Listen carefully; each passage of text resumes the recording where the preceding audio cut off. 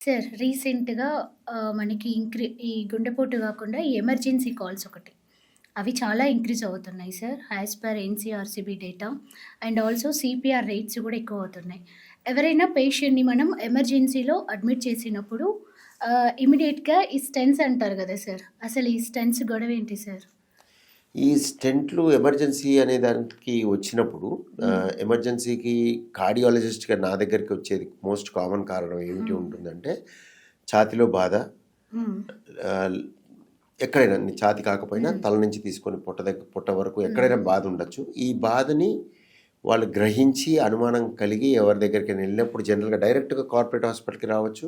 అంటే హ్మ్. నా ఉద్దేశ్యం టెర్షియరీ కేర్ సెంటర్. హ్మ్.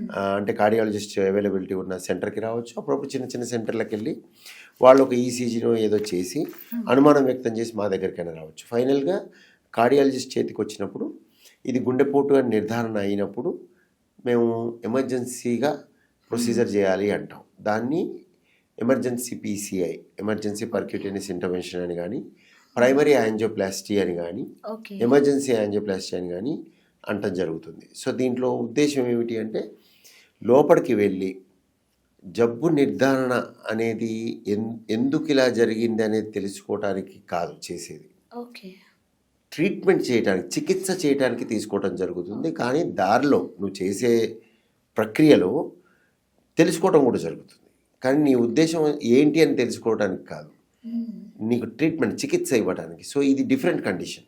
ఓకే. మామూలుగా జనరల్‌గా ఓపీకొచ్చి అనుమానం వ్యక్తం చేసి నాకిదుందండి, ఇదుంది, నాకేమన్నా హ్మ్. ఉందా హ్మ్. అన్నప్పుడు చికిత్స గాదు. డయాగ్నోసిస్ చేస్తాం. ఓకే. ఓకే. సో, ఎమర్జెన్సీలో ఈ బాధతో వచ్చి, గుండెపోటుతో వచ్చినప్పుడు హ్మ్.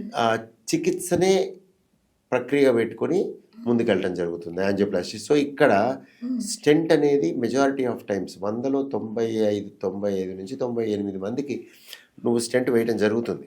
ఆ! హార్ట్ అటాక్స్‌లో. ఈ రీసెంట్‌గా బాగా వింటున్నాం సార్. ఆ! ఎవరిని చూసినా స్టెంట్స్ అని అవని. సో, ఇది హార్ట్ అటాక్ వచ్చినప్పుడు ఇమ్మీడియేట్‌గా చేయాల్సిన ప్రక్రియలో స్టెంట్ ఇమ్మీడియేట్‌గా వేసే పరిస్థితి నేను చెప్పినట్టు 100లో 98 ఓకే. మందికుంటది. హ్మ్. ఆ ఇద్దరు ముగ్గురికి ఎందుకుండదంటే కొంతమందికి రక్తనాళంలో బ్లాక్ ఎక్కడైతే మేము ఎక్స్‌పెక్ట్ చేస్తున్నామో అంటే రక్తనాళంలో 100% మూసుకుపోతే గుండెపోటొస్తుంది. హ్మ్.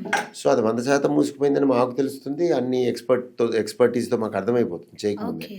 సో, వాళ్ళకి చెప్తాం మేము వెంటనే చేయాలని. సో, అందరికీ అనుమానం ఏంటి? హ్మ్. ఇదేంటి ఎలా చేయకుండా ఎలా చెప్తున్నారు అని. సో, హ్మ్. That is all expertise. So, okay. ఇలాంటి సమయాల్లో కొంతమంది తెలియక ఆహ్, హ్మ్, నేను మళ్ళీ సెకండ్ ఒపీనియన్ తీసుకోనా, అక్కడికెళ్ళనా, ఆ! ఇక్కడికెళ్ళనా అవును. అడుగుతుంటారు. అలా చేస్తే టైం వేస్ట్ అవుతుంది. ఓకే. ఇది వార్ ఫుటింగ్ డిసీజ్. ఇది ఓకే.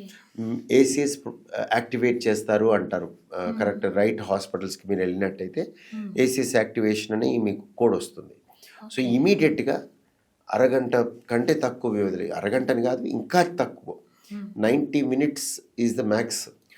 అంతకంటే తక్కువ సమయంలో నువ్వు ఆహ్, సరఫరా ఎక్కడైతే ఓకే. రక్తనాళం మూసుకుపోయిందో దాన్ని ఓపెన్ చేసి సరఫరా ఇవ్వాల్సిన పరిస్థితి ఉంటుంది.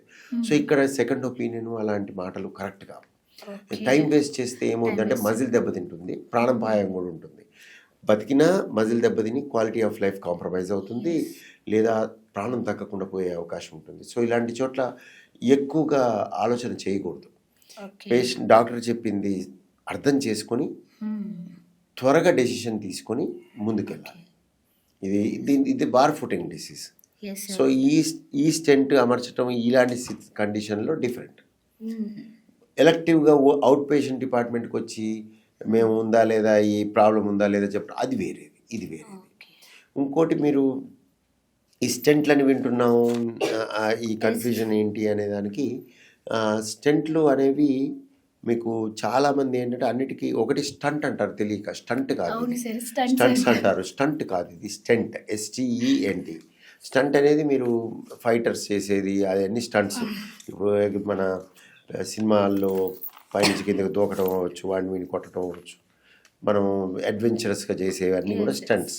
ఇది స్టెంట్. యెస్ ఒకటి సార్. First point. 2 స్టెంట్ అనేది ఒక జాలి లాంటిది. ఓకే. హిందీలో చల్లా అంటారు. సో, హ్మ్. జాలి లాంటిది. మీకు కరెక్ట్‌గా చెప్పాలంటే ఒక పెన్‌లో మీరు రీఫిల్ పెట్టినట్టు రీఫిల్. దాని చుట్టూ యెస్. ఒక హ్మ్. స్ప్రింగ్ ఉంటుంది. యెస్. సో, హ్మ్. ఇది ఆల్మోస్ట్ ఆ స్ప్రింగ్ లాగా ఉంటుంది. హుహు. So, spring with expandable quality. Quality అంటే అది వదలగానే ఇలా అవుతుంది. హ్మ్. బెలూన్‌తో వెడల్పు చేయగానే ఇలా అవుతుందనమాట.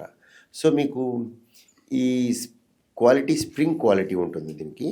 సో ఈ రక్తనాళము లో మనం ఎక్కడైతే పూడిక ఉంటుందో అక్కడికి పంపించి ఈ స్ప్రింగ్ లాంటి స్ట్రక్చర్ని స్టెంట్ని మేము బెలూన్తో వెడల్పు చేస్తాం. ఓకే. అప్పుడు అది రక్తనాళానికి అతుక్కుపోతుంది, రక్తనాళం గోడకి. ఓకే. అక్కడున్న బ్లాక్ని పక్కకి తోసేస్తుంది, దారిస్తుంది. And especially heart attack and వంటి పరిస్థితుల్లో అక్కడ క్లాట్ ఉంటుంది, ఓకే. రక్తం గడ్డ ఉండి పూర్తిగా మూసేస్తుంది 100%. అప్పటికప్పుడు అంటే ప్రవాహం ఒక సెకండ్ ముందు ప్రవాహం ఉన్న ధమనిలో ప్రవాహం లేకుండా పోతుంది. దానివల్లనే బాధ కలుగుతుంది, ప్రాణాపాయం వస్తుంది, అన్నీ ఉంటాయి.